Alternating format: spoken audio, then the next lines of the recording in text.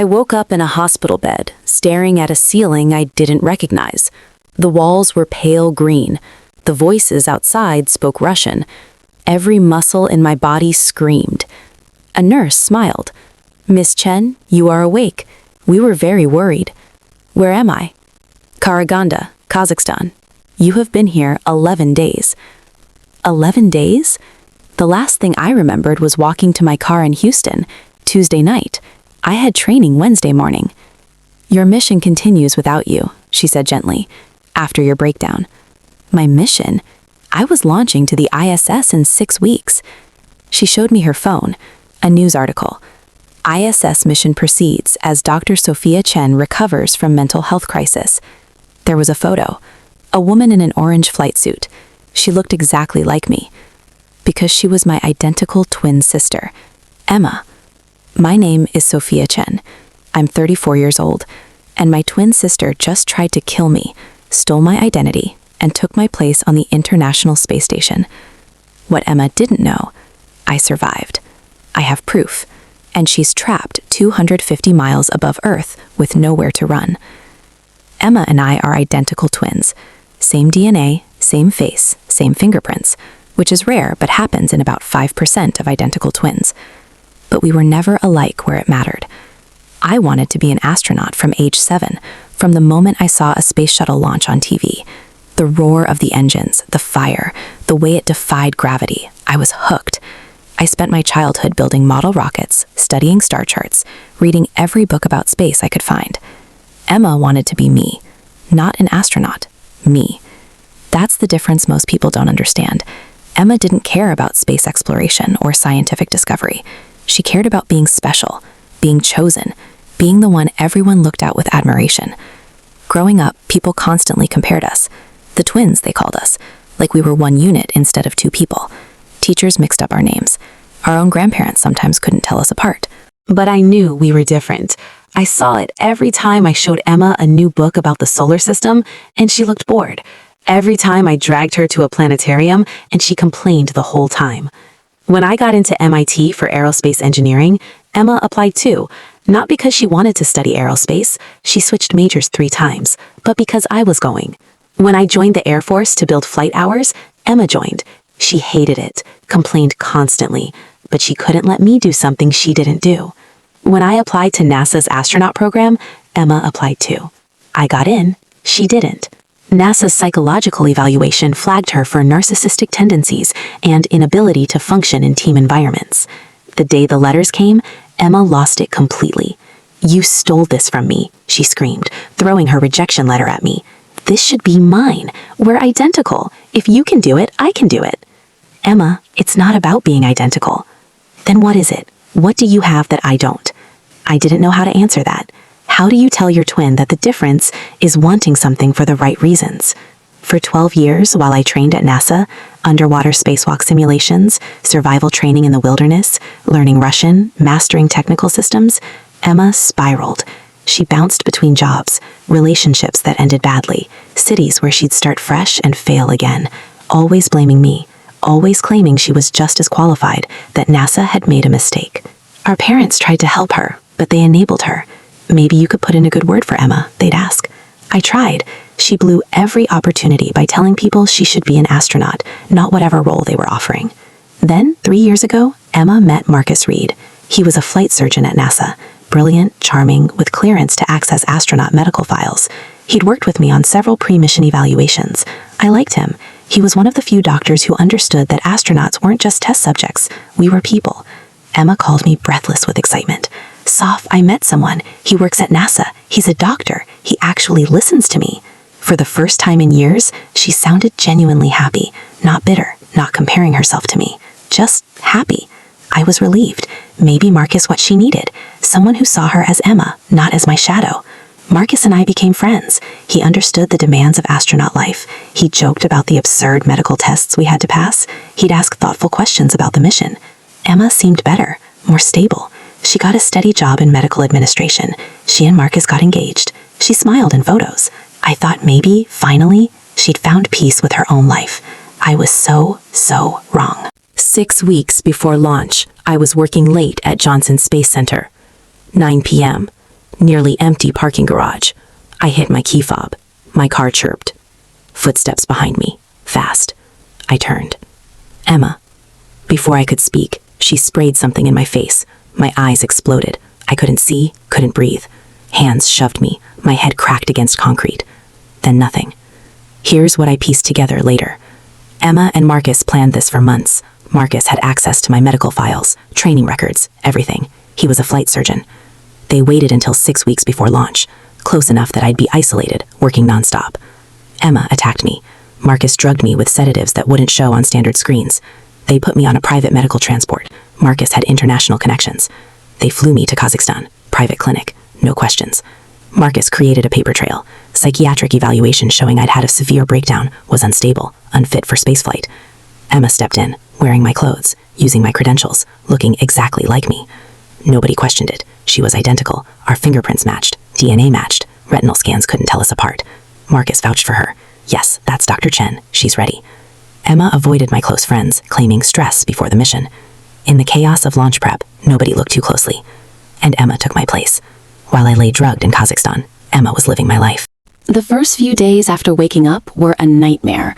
The hospital staff treated me kindly but firmly, like a psychiatric patient who needed gentle management. They'd been told I was unstable, delusional, a danger to myself. When I told them I was an astronaut, that I'd been kidnapped, they nodded sympathetically and adjusted my medication dosage. Miss Chen, you are experiencing delusions. This is normal after severe trauma. The doctors will help you recover. I realized quickly that talking wouldn't work. They'd been primed to interpret everything I said as proof of mental illness. I needed physical, undeniable proof. But I had nothing. No phone, no wallet, no ID, just hospital pajamas and a body that felt like it had been hit by a truck. Then I remembered something from childhood. When I was 15, I was playing soccer in a regional championship. I went up for a header, collided with another player, and came down wrong. My left ankle shattered. I had emergency surgery, metal plate, 3 screws. I was in a cast for 3 months, missed the rest of the season. Emma had been at that game. She'd visited me in the hospital, brought me magazines, helped me with homework. She'd been a good sister back then, before NASA, before the jealousy consumed everything. But Emma never broke her ankle, never had surgery, never had metal implanted. I demanded an x-ray. The staff resisted. Why would they x-ray someone's ankle for a psychiatric condition? It made no sense to them. I made a scene, screamed, refused medication, refused to eat. Finally, just to calm me down and prove I was delusional, they agreed to do the x-ray. The image came back crystal clear. Metal plate, 3 screws, exactly where I said they'd be. The doctor stared at the image, then at my admission file. His expression shifted from patronizing to confused. "This is unusual," he said slowly. "Your medical records from admission do not show any history of ankle surgery." "Because those aren't my medical records," I said, forcing myself to stay calm. "Someone switched them. Please, check the NASA astronaut database. Physical examination records are public for astronauts. Look up Dr. Sophia Chen. Check for any documented surgeries." He was skeptical, but the x-ray had rattled him. He agreed to check. An hour later, he came back looking pale. "There is significant discrepancy," he said carefully. "NASA medical records show metal plate in left ankle from 2005 surgical repair, but your admission paperwork shows no such history. In fact, the physical description does not match in several ways." My heart was pounding. Because someone falsified my admission records. Because I'm not supposed to be here. I was drugged and brought here against my will, and someone is impersonating me right now. The doctor called his supervisor. The supervisor called the local police. The police, thank God, took it seriously. An American astronaut claiming she'd been kidnapped and replaced, that was way above their jurisdiction. They contacted the American embassy in Nur-Sultan, Kazakhstan's capital. The embassy sent someone within 6 hours. Her name was Sarah Mitchell, mid-40s, steel gray hair, sharp eyes that missed nothing. She had the bearing of someone who'd spent years dealing with international crises. I told her everything. She listened without interrupting, taking notes, her expression neutral. When I finished, she said, "Miss Chen, or whoever you are, if what you're saying is true, there's a woman on the International Space Station right now committing identity fraud on a scale I've never encountered. But I need more proof than an ankle x-ray and a story." "I have an eidetic memory," I said. "Photographic recall. It's documented in my NASA file. Test me. Ask me anything from my training records, technical procedures, mission parameters, things only I would know, not public information." Sarah pulled out a laptop and opened an encrypted connection to NASA databases. She started asking questions, specific dates of training exercises, names of instructors who weren't publicly listed, technical specifications of ISS systems, emergency procedures, even small details, what I'd eaten for breakfast before my final simulation test, which was documented in metabolic study reports. I answered every single question perfectly, word for word, date for date. Sarah's expression slowly changed from skeptical to deeply concerned. "There's one more thing," I said. "When Emma and I were 12, we were in a car accident. Minor collision, but I was sitting on the right side. The seatbelt left a scar on my right shoulder, about 3 inches, diagonal. Emma was on the left side. She doesn't have that scar. Check my NASA physical examination records. It'll be documented in every annual physical for the past 12 years. Sarah made a call. Someone at NASA pulled my physical exam history. 5 minutes later, her phone rang. She listened, her face going pale. She hung up and looked at me with an expression I couldn't quite read. Shock, anger, something close to horror.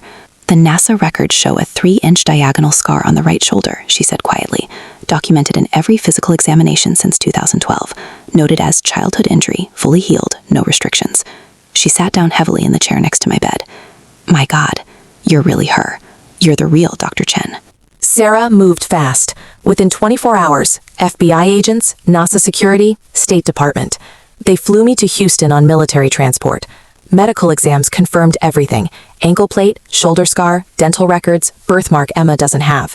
The problem, Emma was on the ISS, 250 miles up, on a 6-month mission, 3 weeks in. "We need to bring her down," I said. Agent Torres shook his head. "We can't just retrieve someone from the ISS. The logistics are insane. Next return vehicle isn't for 3 months. Then send an emergency Soyuz. Do you know what that would cost? The international implications? We can't unilaterally abort without evidence. I'm the evidence. To the world, Dr. Sophia Chen is on the ISS. If we announce the wrong person is in space, it's massive embarrassment. NASA's credibility destroyed." Sarah stepped forward. "In 2 weeks, Emma's scheduled for a live CNN interview, public outreach. She'll be on camera, broadcasting to millions." I saw it. "You want me to crash the interview?" Torres smiled grimly. "Let's see her explain that." 2 weeks later, I stood in NASA control, wearing my real flight suit. Around me, FBI agents, NASA officials, live feed to CNN. On screen, Emma floated in the ISS cupola, calm, confident, wearing my mission patch. The CNN host asked softball questions. Emma handled them well. Then, we have a surprise, a special guest. The feed switched to split screen. Emma on the ISS, me in Houston. Blood drained from her face. "Hello, Emma," I said calmly. Dead silence. The host looked confused.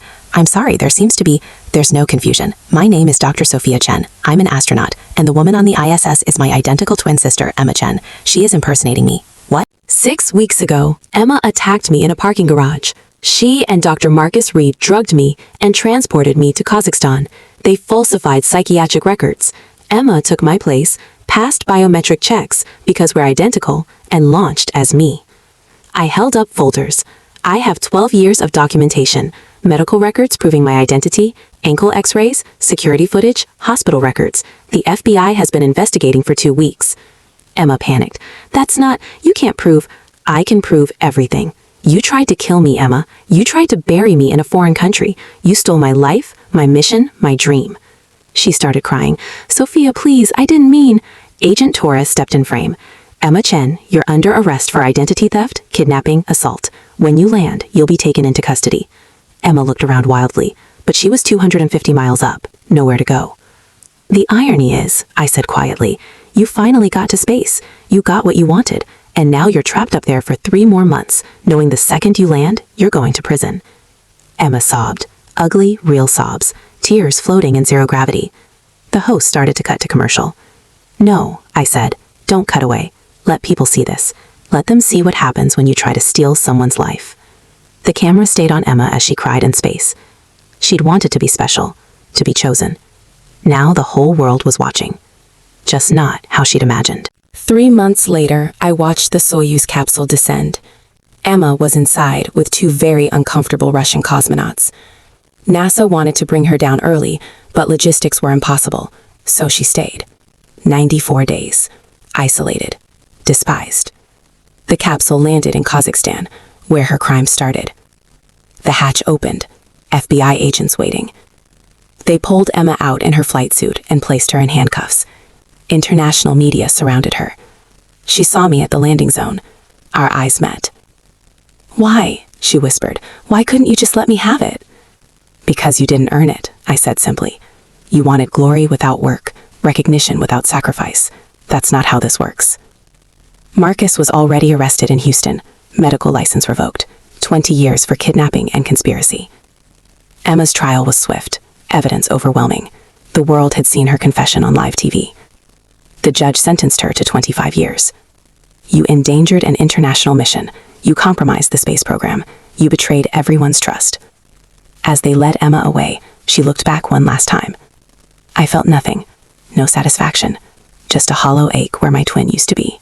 6 months later, I stood on the launch pad at Kennedy Space Center. NASA offered me the next ISS mission, redemption flight, they called it. I accepted. This time, nobody questioned my identity. As the rocket engines ignited, as Earth fell away, I thought about Emma. She'd wanted this so badly she'd been willing to kill, but she never understood what it meant. It wasn't about recognition or glory. It was about the work, the sacrifice, the years of training and trying again. It was about earning your place among the stars. You can't steal that. 3 months into my mission, I did a spacewalk. Floating above Earth, I looked down at the planet. Somewhere down there, Emma was in a cell, staring at walls instead of stars.